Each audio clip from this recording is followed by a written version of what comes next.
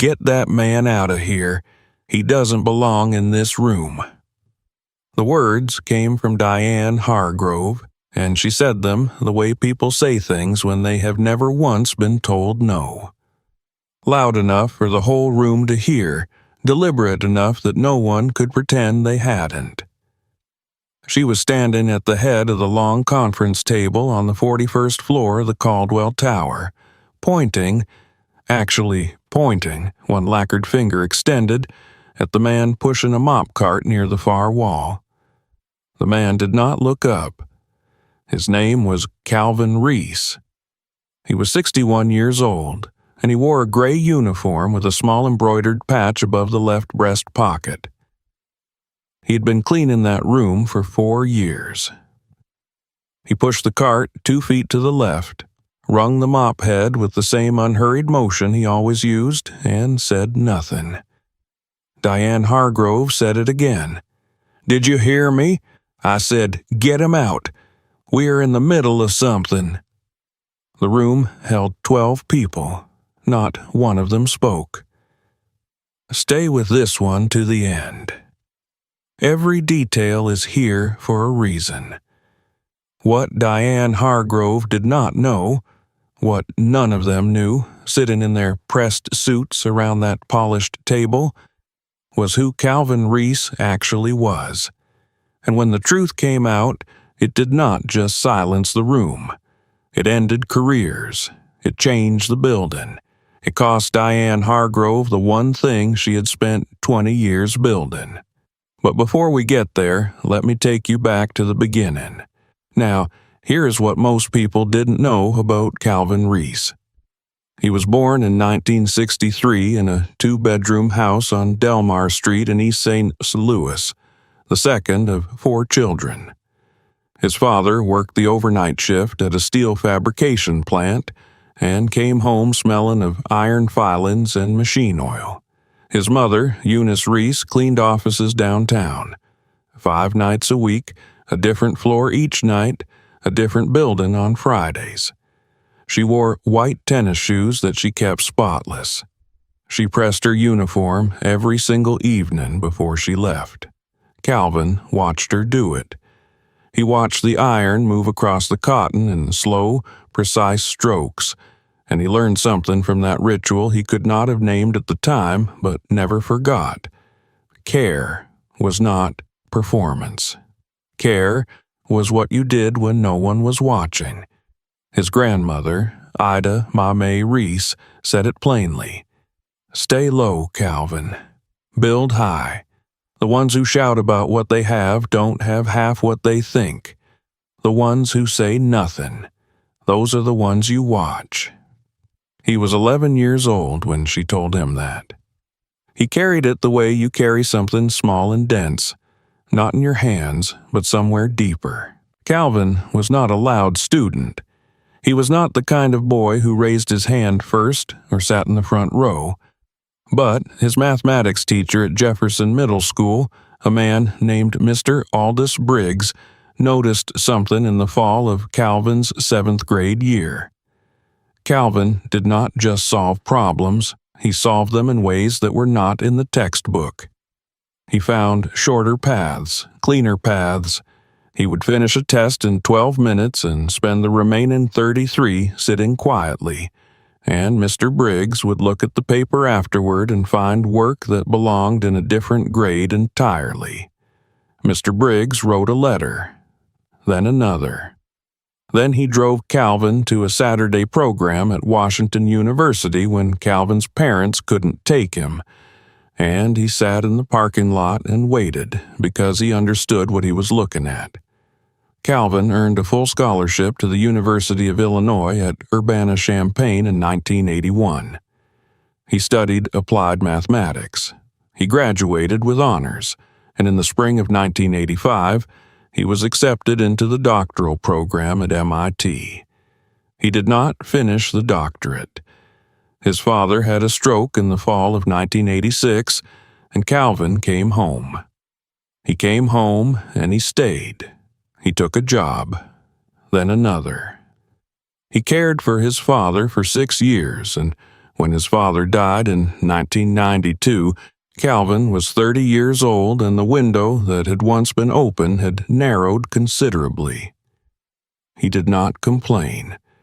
He did not perform grief or bitterness for anyone who might be watching. He found work.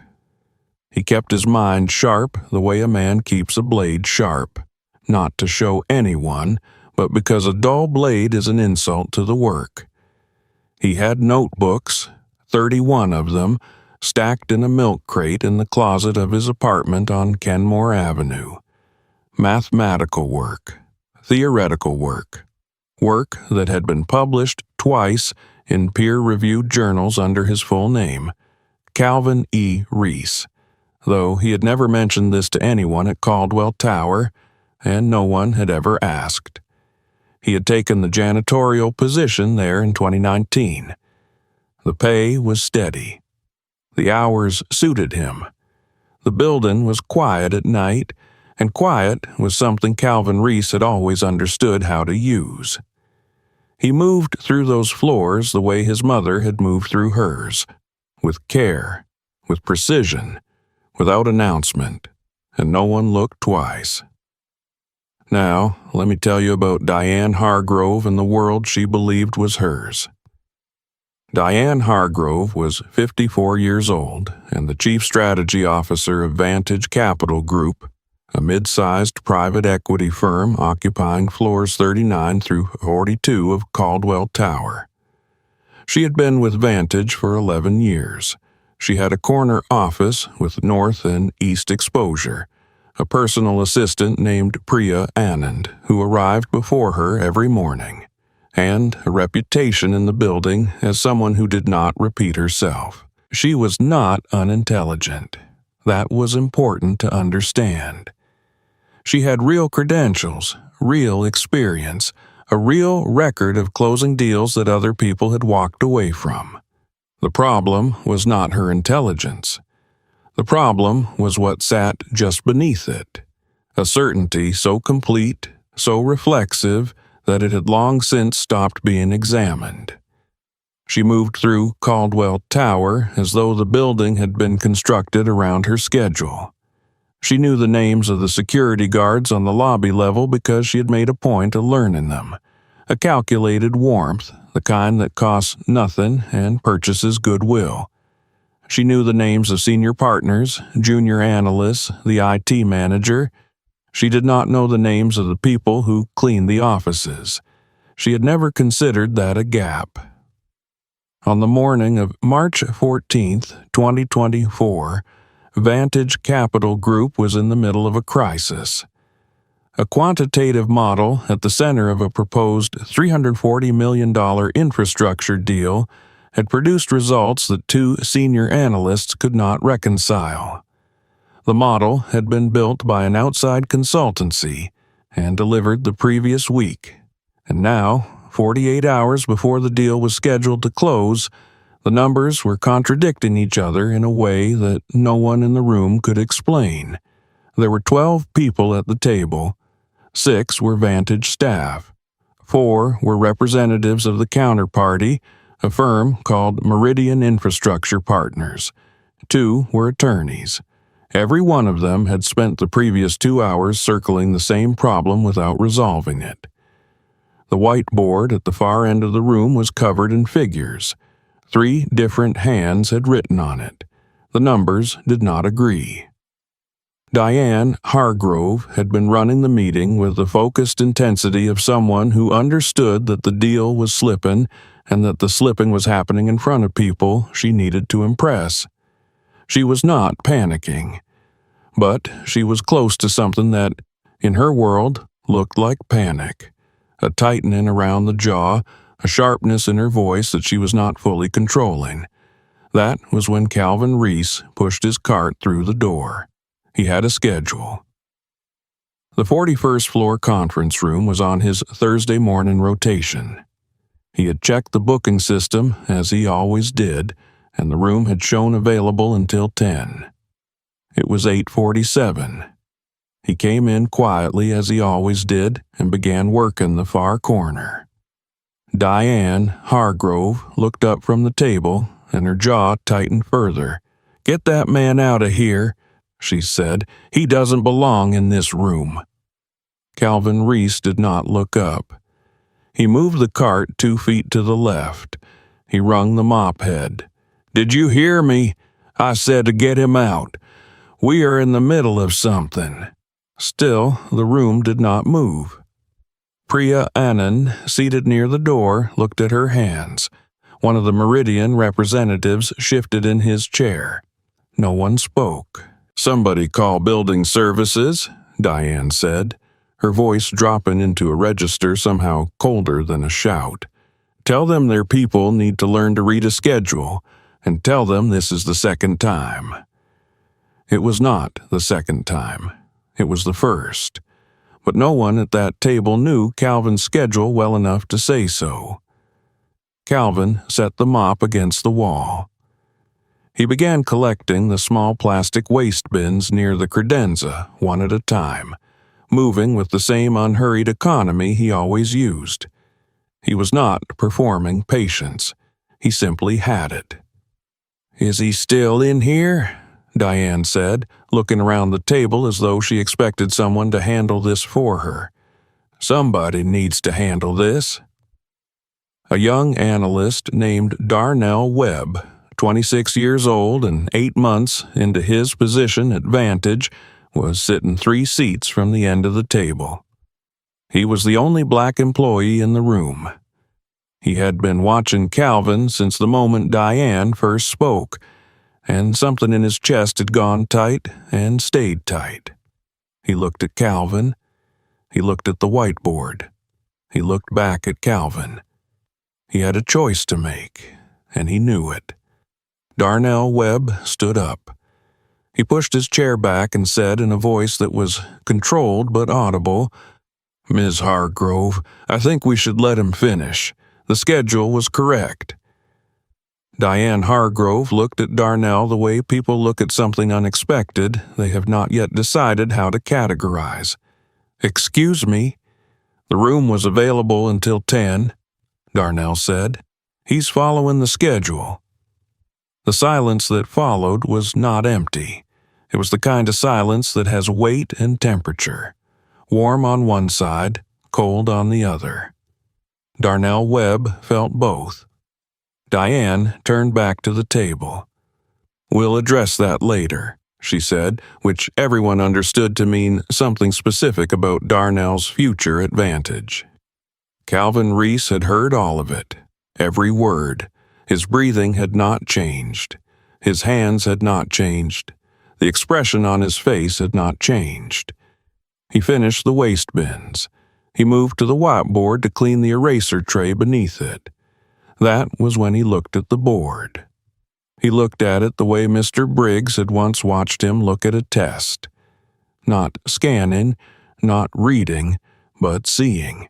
His eyes moved across the figures in the careful, unhurried way of someone for whom numbers were not symbols but textures, each one with a specific weight and a specific relationship to the ones beside it. He saw the error in 11 seconds. It was not a small error, it was a foundational one. A misapplied discount rate embedded in the third-tier cash flow projection, compounding forward across a 12-year model in a way that made the terminal value appear stable when it was, in fact, drifting toward an 11% variance. The kind of error that could survive 3 rounds of review if the reviewers were looking for the right answer rather than looking for the question. Calvin set down the eraser tray. He picked up a blue marker. He stepped to the whiteboard. He wrote one equation. It took him perhaps 45 seconds. His handwriting was clean and vertical, the kind that comes from years of working in notebooks where space is rationed. He wrote the corrected discount rate derivation, the adjustment to the terminal value, and a single bracketed note indicating where the original model had made its assumption. Then he set the marker down, picked up his cart handle, and began moving toward the door. Dead silence. It was a Meridian representative, a man named Thomas Garrett, who had spent 15 years in quantitative finance before moving to the deal side, who spoke first. He was staring at the whiteboard. He had leaned forward in his chair without appearing to notice he had done so. "Wait," Thomas Garrett said. Calvin Reese stopped. Thomas Garrett stood and walked to the whiteboard. He stood in front of it for a long moment, his eyes moving across the equation the way eyes move across something that is reorganizing the information around it. "Where did you learn this?" Thomas Garrett said. He was not asking it dismissively. He was asking it the way a man asks a question when the answer has become suddenly, urgently important. Calvin Reese said 7 words. University of Illinois, Applied Mathematics, Class of '85. Thomas Garrett turned and looked at the room. He looked at Diane Hargrove. He looked at the whiteboard. He looked back at Calvin. "He found it," Thomas Garrett said. "That's the error. That's the entire error." Diane Hargrove had not moved. Her face held an expression working very hard to remain composed, and the effort was visible in the small muscles around her mouth and eyes. She looked at the whiteboard. She looked at Calvin Reese, who was standing at the door with his cart, waiting. She had said he didn't belong in the room. He had just saved a $340 million deal, and it was about to get considerably worse for Diane Hargrove. Thomas Garrett was still at the whiteboard, phone raised, photographing the equation. He turned to his Meridian colleague, a woman named Sandra Okafor, and said something quietly. Sandra Okafor nodded once, slowly, and wrote something in her notepad. Darnell Webb was watching all of this from his seat. His chest was still tight, but the quality of the tightness had changed. He looked at Calvin Reese standing in the doorway, cart handle in hand, face composed and still, and he thought about what it must cost a man, every single day, to carry that much and say that little. He did not yet know the full weight of what Calvin carried, but he was beginning to understand the shape of it, and the shape was larger than anyone in that room had imagined. Now, here is what most people in that room did not know about Calvin Reese. Not the equation on the whiteboard, not the degree from Illinois, not the MIT acceptance that had never become a degree. What they did not know was the decade that came after. After his father died in 1992, Calvin had not drifted. He found a position as a data analyst at a regional insurance company in St. Louis called Heartland Mutual and stayed there for 9 years. He was not promoted quickly because the people above him had not been looking at him the way Mr. Briggs once had. But he had been doing work, quietly, that the company was using without fully understanding where it came from. He had built a risk stratification model in his second year that the actuarial team adopted without attribution, and he had let them adopt it because the work was the work, and the work did not need his name on it to be real. He left Heartland Mutual in 2001, not in anger. He had simply understood that the ceiling was fixed and his time was better spent elsewhere. Elsewhere meant a decade of contract work. Small firms, short engagements, problems that needed solving and didn't come with titles or business cards. He had corrected a pricing model for a logistics company in Memphis. He had fixed a bond duration calculation for a small municipal fund in Indianapolis that had been hemorrhaging value for 3 years without knowing why. He had done all of it quietly, under contract, and he had charged modestly because he was not in it for accumulation. He was in it because the problems were interesting and the work was honest. The notebooks were the record of all of it. 31 notebooks stacked in a milk crate. Not a portfolio, not a resume. just the work, accumulated the way a man accumulates anything that matters. Slowly, without announcement, because the point was never to show it. He had taken the janitorial position at Caldwell Tower in 19 because his knees had begun to bother him. The contract work had thinned and the building was quiet at night. He had not thought of it as a step down.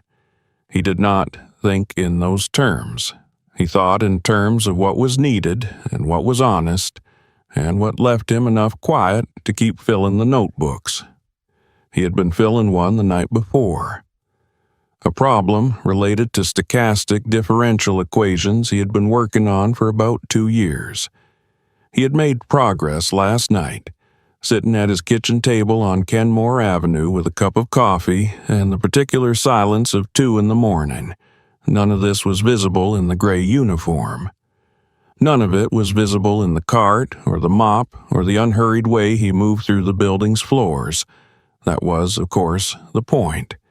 His grandmother, Ida May, had set it on a porch in East St. Louis on a summer evening when the air smelled of cut grass and the iron filings that drifted from the plant 2 blocks over. "The tree doesn't ask the ground for credit," she had said. "It just grows." He had been 11. He had not fully understood it then. He understood it completely now. Thomas Garrett had not sat back down. He stood at the whiteboard with his phone still raised, looking at Calvin Reese the way a man looks at something that has rearranged the furniture of everything he thought he understood. The equation was clean. The derivation was clean. The bracketed note was clean. There was nothing approximate about any of it. No hedging, no guesswork dressed up as certainty. It was the work of someone who had not needed to think about whether it was right, someone who had simply seen it and written it down. Thomas Garrett had spent 15 years in quantitative finance. He knew what that kind of work looked like. He had not seen it produced that quickly, that cleanly, by anyone he had ever worked with. Calvin Reese was still at the door, holding the cart handle with both hands, posture upright and unhurried. He did not look at Diane Hargrove. He did not look at the room. He waited. This was the thing about Calvin Reese that no one in that room could have named, but everyone was beginning to feel. He did not need the moment. He did not require the recognition. He had spent 40 years understanding that the work was the work, and the work did not need an audience to be real. Now, let me tell you what happened in the room after Thomas Garrett spoke. Diane Hargrove had not moved from the head of the table. Her face had done something complicated in the 30 seconds since Thomas Garrett said, "That's the error," and the complication had not resolved. It was the face of someone whose certainty had encountered an obstacle it had not anticipated and was working, with considerable effort, to reclassify in terms that preserved the certainty. She looked at the whiteboard. She looked at Calvin Reese. She looked at Thomas Garrett. "We should verify that independently," she said. Her voice was controlled. The control was visible. Thomas Garrett looked at her steadily. "I've already verified it," he said. "Sandra?" Sandra Okafor had her laptop open. She had been running the corrected figures for the past 4 minutes, her fingers moving quietly over the keys while the room held its breath. She looked up. "The corrected model closes," Sandra Okafor said. "The variance disappears. The terminal value is stable." Silence. Not the weighted silence from before, something heavier, something with a different temperature entirely. Darnell Webb felt the tightness in his chest shift again. He was watching Diane Hargrove, watching the way her jaw worked, the way her eyes moved between the whiteboard and Calvin Reese and the Meridian representatives, the way she was calculating, not the numbers, but the room, what it knew, what it would remember, what it would say afterward. He had been at Vantage for 8 months. He had a student loan balance that would have made most people in that room flinch, and a performance review coming in 6 weeks, and a manager who had already looked at him with a specific coolness since the morning he had disagreed with her in a smaller meeting. He knew what "we'll address that later" meant. He had known it the moment she said it. He looked at Calvin Reese, who was still at the door, still holding the cart handle, still composed. And then Darnell Webb stood up again. "Ms. Hargrove," he said, "I think we owe Mr. Reese an apology." The room went very still. Diane Hargrove turned to look at Darnell with an expression that had moved past surprise into something colder and more deliberate.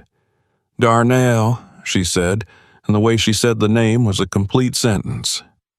"He corrected the model," Darnell said. His voice was level. "He found the error that 2 senior analysts and an outside consultancy missed. He was in the room on schedule, and you told him he didn't belong here." He paused. "I think that deserves an acknowledgement." 14 words of substance. Every one of them landed in the room like something dropped from a height. Thomas Garrett looked at Darnell Webb the way he had looked at the whiteboard, with the expression of someone recalibrating.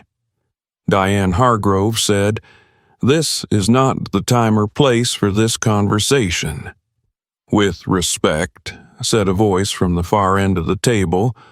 One of the attorneys, a man named Richard Cho, who had been quiet for the past hour, and who now spoke with the measured precision of someone who had been listening to everything and deciding when to speak. "I think it may be exactly the time and place." Richard Cho was the kind of fair-minded man who had learned, over 20 years of practice, that the most important moments in any room were the ones everyone was pretending hadn't happened. He had watched Calvin Reese be ordered out of the room. He had watched the room do nothing. He had watched a young analyst stand up twice and be told, both times, to sit back down in language that wasn't quite language. And he had watched a man in a gray uniform walk to a whiteboard and solve in 45 seconds a problem that had stalled 12 professionals for 2 hours. He had decided this was the moment. "Mr. Reese," Richard Cho said, turning in his chair to face the door, "would you be willing to stay for a few minutes?" Calvin Reese looked at Richard Cho. He looked at the room. His expression did not change. He set the cart handle carefully against the wall and said, in a voice that was quiet and even and entirely without performance, "I can stay." 4 words, and in those 4 words something shifted in the room that could not be shifted back, because Thomas Garrett had already opened his laptop. He had already pulled up the original model file. And he had already typed a name into the search bar. Not a company name, not a department. A person's name. A full name with a middle initial. Calvin E. Reese. The search returned 2 results immediately. 2 papers. Both published in peer-reviewed journals. One in 2003 in the Journal of Applied Mathematics. One in 2011 in Mathematical Finance. The second paper was cited 47 times in subsequent academic literature. Thomas Garrett had, in fact, read a paper that cited it 3 years ago in preparation for a different deal. He had not known the name then because he had not needed to. He had only needed the citation. He knew the name now. He looked up from the laptop. He looked at Calvin Reese, standing near the wall with his hands at his sides, waiting. He looked at Diane Hargrove, still at the head of the table, her face having completed its complicated journey and arrived somewhere very quiet and very still. Thomas Garrett turned the laptop around so the room could see the screen. "This is the man you asked to leave," he said. He said it without heat. He said it the way you say something that does not need emphasis because the facts are the emphasis, Jan Hargrove looked at the screen. She looked at the 2 paper titles. She looked at the citation count. She looked at Calvin Reese. Calvin Reese looked back at her. His face was the same as it had been at 7 in the morning when he had started his shift. The same as it had been when she pointed at him and said he didn't belong in the room. The same as it had been when he walked to the whiteboard and wrote the equation and set the marker down. Composed, unhurried, undefended. He did not say anything. He did not need to. The room understood, in that moment, something that could not be taken back. The understanding was not comfortable. It was not warm. It was the particular discomfort of a group of people who had watched something happen, said nothing, and now had to sit with what their silence had meant. Darnell Webb sat back down slowly. His hands were flat on the table. He was not triumphant. He was not relieved. He felt the way you feel when something you already knew becomes something you can no longer pretend you don't know. And Diane Hargrove, at the head of the table, was very still. She had built something over 20 years, a reputation, a room, a certainty so complete it had never needed to be examined. It was being examined now. The reckoning did not arrive like thunder. It arrived the way the most consequential things always arrive, quietly, procedurally, with the specific weight of paperwork and institutional memory, and the kind of record that does not disappear when the meeting ends. Thomas Garrett made 2 phone calls before he left the building that afternoon. The first was to the managing director of Meridian Infrastructure Partners, a man named Harold Voss, who had not been in the room but who heard the account with the focused attention of someone calculating exposure in real time. The second was to Meridian's legal team. Harold Voss asked one question when Thomas Garrett finished. "Was any of this documented?" Thomas Garrett said that it was. He had photographs of the whiteboard. He had Sandra Okafor's time-stamped model corrections. He had the names of 12 witnesses. Harold Voss said, "We'll need to discuss the terms." The deal did not close on March 16th as scheduled. The 48-hour delay became a 10-day pause while Meridian's legal team reviewed what had happened in the 41st floor conference room, not the mathematics, which had been resolved, but the conduct, the environment. The question of whether a firm that had nearly signed a $340 million agreement on the basis of a flawed model, and whose senior leadership had spent the critical morning ordering the person who found that error out of the room, was a firm that Meridian wanted as a long-term partner. It was a fair question. It did not have a comfortable answer. Vantage Capital Group's managing partner, a man named Gerald Aldrich, learned the full account on March 15th. He learned it not from Diane Hargrove, who had filed a brief internal note describing the meeting as productive with some procedural complications, but from Richard Cho, who had written a careful and precise summary of events and sent it to Gerald Aldrich directly, because Richard Cho understood that the most important moments in any room were the ones everyone was pretending hadn't happened, and that pretending had costs. Gerald Aldrich read Richard Cho's summary twice, then a third time. Then he sat for a long moment in his office on the 40th floor and thought about what 20 years of building a firm's reputation was worth and what a single morning could cost. He called Diane Hargrove into his office on the morning of March 18th. The meeting lasted 40 minutes. What was said in that room stayed in that room. What came out of it did not. Diane Hargrove's position as Chief Strategy Officer was eliminated, effective immediately, in a restructuring Gerald Aldrich announced to the firm that same afternoon. The announcement cited a strategic realignment of senior leadership responsibilities. It did not mention the 41st floor conference room. It did not need to. Everyone who needed to understand it understood it. Diane Hargrove was 54 years old. She had spent 20 years building a reputation in a world that ran on reputation. She had built it carefully, aggressively, with real intelligence and real work. And she had spent 45 seconds dismantling it in front of 12 witnesses, 2 of whom worked for the firm she was trying to close a deal with, and 1 of whom was an attorney with a professional obligation to document what he had seen. She did not contest the restructuring publicly. She was not the kind of person who made scenes. But the private equity community in that city was not large, and the account of what had happened moved through it the way accounts always move through small professional worlds. Not loudly, but completely.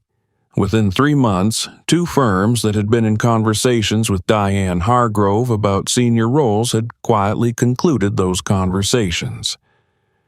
The certainty that had once been her most useful professional quality had become, in the accountant of the people who mattered, a liability they could not price.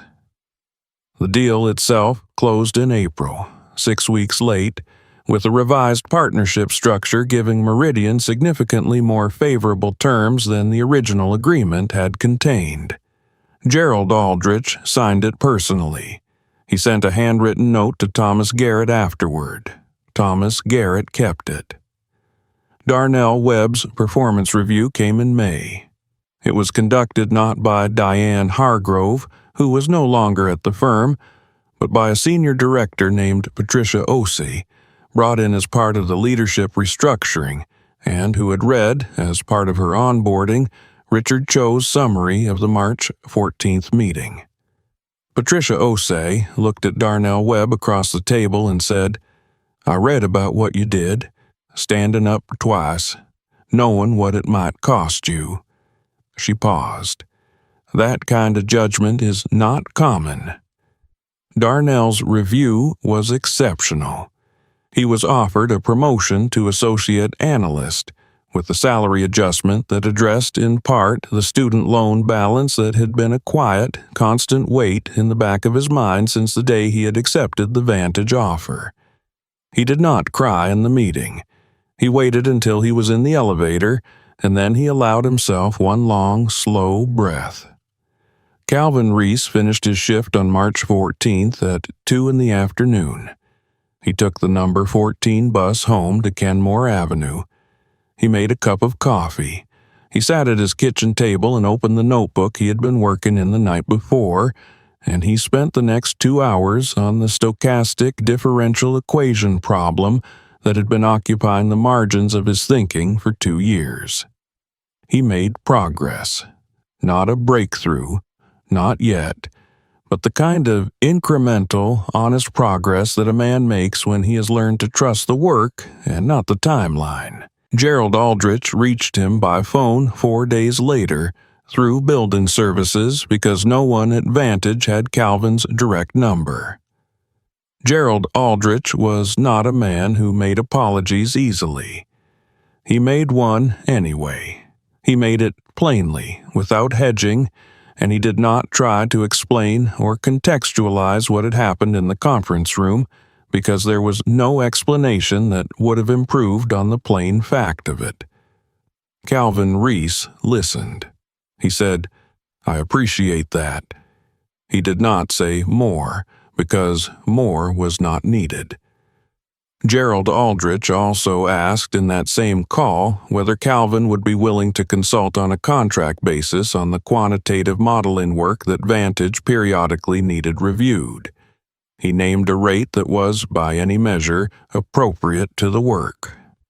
Calvin Reese said he would think about it. He did think about it for 3 days, and then he said yes, not because he needed the validation, but because the problems were interesting and the work was honest, and those were the only 2 criteria that had ever governed his decisions about where to put his time. He kept the janitorial position for another 4 months, until the contract work made the schedule impractical. When he left the way he had arrived, without announcement, without ceremony. He cleaned the 41st floor conference room on his last Thursday morning rotation with the same unhurried economy he had always used. He emptied the waste bins. He wiped the whiteboard clean. He wrung the mop head and set it in the cart. He did not look at the table where Diane Hargrove had once sat. He did not need to. On a Saturday in June, Calvin Reese drove back to East St. Louis. He parked on Delmar Street and sat in the car for a moment, looking at the two-bedroom house that was no longer his family's house but that still stood, still had the same front porch, still had the oak tree in the yard that his grandmother had planted the year before he was born. He got out and stood on the sidewalk in the early summer air, which smelled of cut grass and something faint and metallic from the direction of the old plant site. And he thought about Ida Mae Reese, who had said the things she said on that porch in the particular quiet of summer evenings, and who had understood something about the world that most people spent their whole lives learning too late. Stay low, build high. He stood there for a while. Then he got back in the car. Now, here's what I want to leave you with. Calvin Reese's story is not unusual. That is the part that should stay with you. The unusual part is that the room was full of witnesses, and one of them wrote it down, and the consequences followed. Most of the time, they don't. Most of the time, a man in a gray uniform gets ordered out of a room and the room moves on and the world never knows what walked out with him. Most of the time, the notebooks stay in the milk crate and the work stays invisible, and the certainty of the people at the table is never disturbed. The question is not whether this happens. It happens every day, in every building, in every city that has a 41st floor and a lobby and a service entrance and a schedule that the people at the table have never once thought to read. The question is what you do when you are in that room, when you see it happening, when the silence has weight and temperature and you can feel both. Darnell Webb knew what it might cost him. He stood up anyway. That is the whole story. That is the only story that matters. If you have ever carried something that the room couldn't see, a skill, a history, a worth that no one thought to ask about, drop a comment and tell me about it. I want to hear it. And if you believe that the people the world overlooks deserve to have their stories told, subscribe. Every week we find them. Every week we tell it straight.